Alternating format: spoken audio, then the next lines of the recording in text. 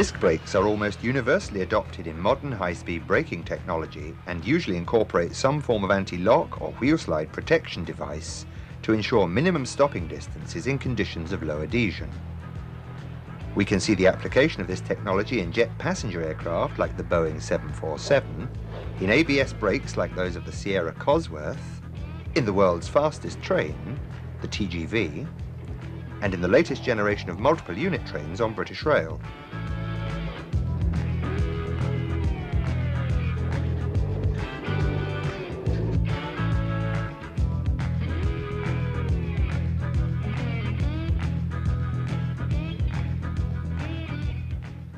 The reasoning behind the adoption of the disc brake is simple.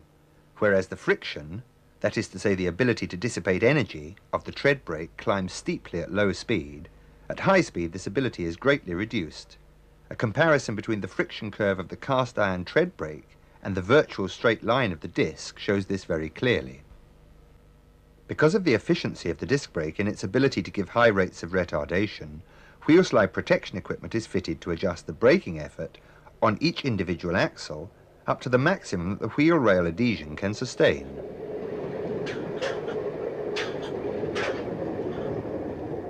The disc brake is actuated by a 3-step electrically controlled automatic air brake giving 3 stages of braking up to full service. This braking demand is consistent on each vehicle of the train, irrespective of load, by virtue of load sensing devices. It is important to remember, therefore, that the braking performance of the train will not vary, given the same adhesion conditions, irrespective of whether it is loaded or empty. An emergency position is provided to ensure that the brake is applied in the unlikely event of an electrical failure. On some types of unit, and on all future builds, additional brake force is provided in this position. The emergency position must not, however, be used in normal service braking. When making a service brake application in good rail adhesion conditions, the driver should select step 3 at his known braking point. The brake controller should be moved directly to this position without pausing in either steps 1 or 2.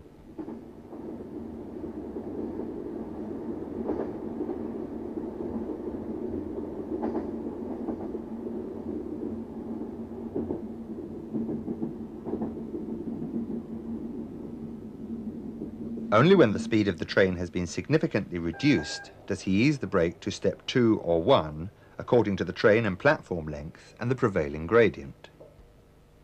Immediately before the train comes to a stand, he should select step 1 to ensure the train is brought to a halt without a jerk. Don't make this final easing of the brake too soon, or the train will overrun the stopping point. The nature of disc brakes makes it easier to achieve a smooth stop than with cast iron tread brakes.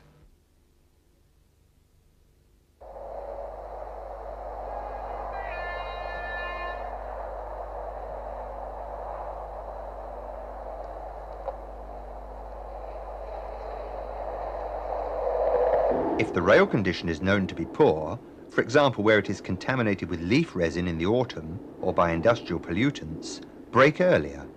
Such conditions will always increase the braking distance. Select the brake step you judge to be appropriate for the prevailing conditions. Let the wheel slide protection operate.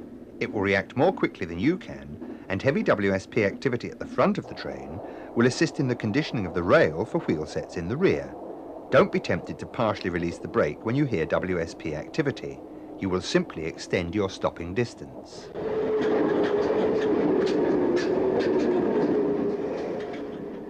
Once the speed of the train has been significantly reduced, the driver may ease the brake as he did for his normal service stop. Be careful, however, and make your approach more slowly than in normal rail conditions. Braking points are a normal part of a driver's route knowledge, as are gradients. You should also know where poor rail conditions are likely to be encountered at certain times of the year. For example, during the autumn months, where the line runs through wooded areas. When conditions require you to brake earlier, use your judgment and experience. As a guide, if running at 75 miles per hour, you may need to commence braking some 300 yards earlier. At 90 miles per hour, as much as 500 yards earlier. Don't forget that the erratic speedometer reading and brake cylinder gauge activity only indicate what is happening on the bogie beneath your cab, not what is happening behind you, where less WSP activity may be taking place.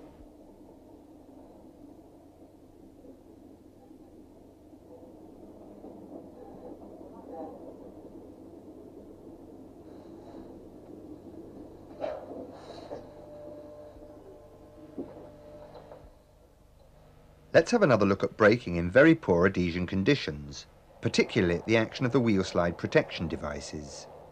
In this case, the rail head has been contaminated with a soapy lubricant.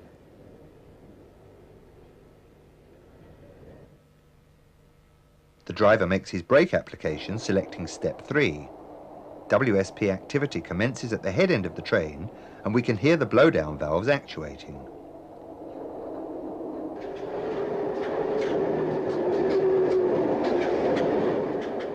A test rig in the train monitors WSP activity on each axle, and we can see how quickly each wheel set responds.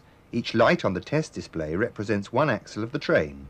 Should the driver attempt to manually compensate for the tendency to slide, he simply confuses the WSP equipment, reducing its efficiency and, inevitably, extending his braking distance. It is for this reason that the driver should maintain step 3 braking in these circumstances until the train has been brought to a slow speed.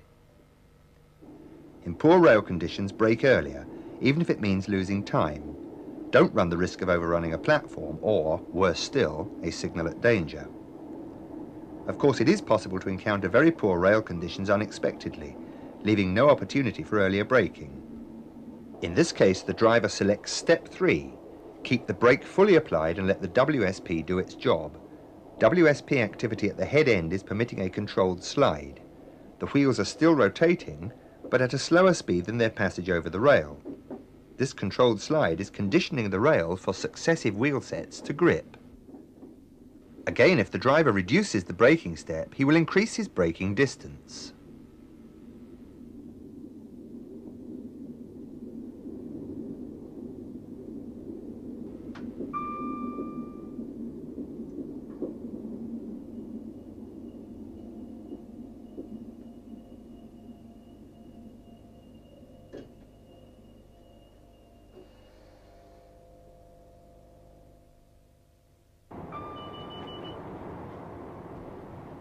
If an emergency stop is called for, the driver moves the brake controller immediately to the emergency position and leaves it there until the train has come to a stand.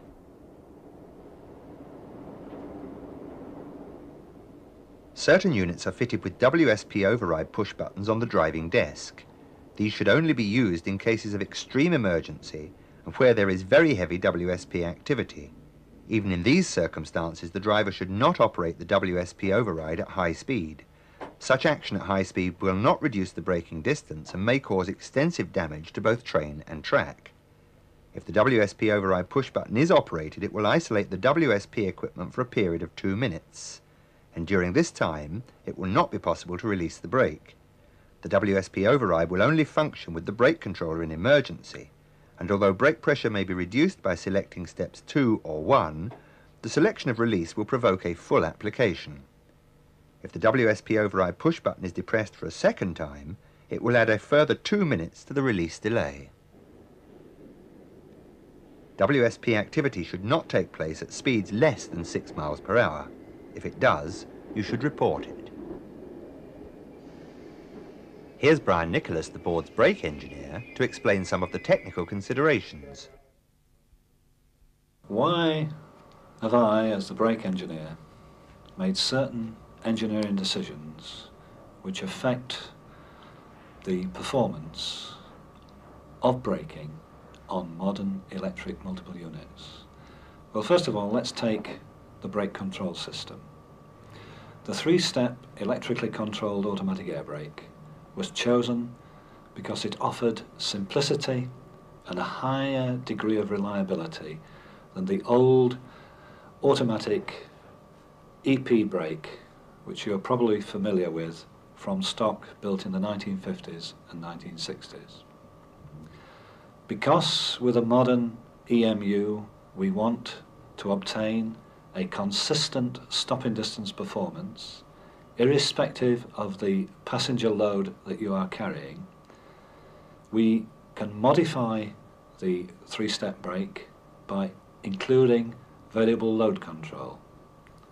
All this simply does is ensure that each brake under each vehicle is giving a fair contribution to the energy dissipation when you demand a degree of retardation. Why did we select the disc brake instead of the tread brake? Well, quite simply, with the introduction of higher speeds, higher rates of retardation, frequent station stops, the disc brake is technically superior to the tread brake and offers and meets the consistent stopping distance performance which I've referred to earlier. Why do we fit wheel slide protection? Well, those of you who will recollect the Class 3 10s when they were introduced will remember that they were not fitted with such devices, and as such they soon encountered considerable wheel set damage. They encountered this damage because adhesion varies throughout the year, and as you know, is particularly low in the autumn. And so, in order to ensure that a wheel set doesn't suffer serious damage, which results in the unit being taken out of service, it's necessary to fit this system, which will utilize the prevailing adhesion to the maximum possible extent, and at the same time minimizing the potential wheel set damage.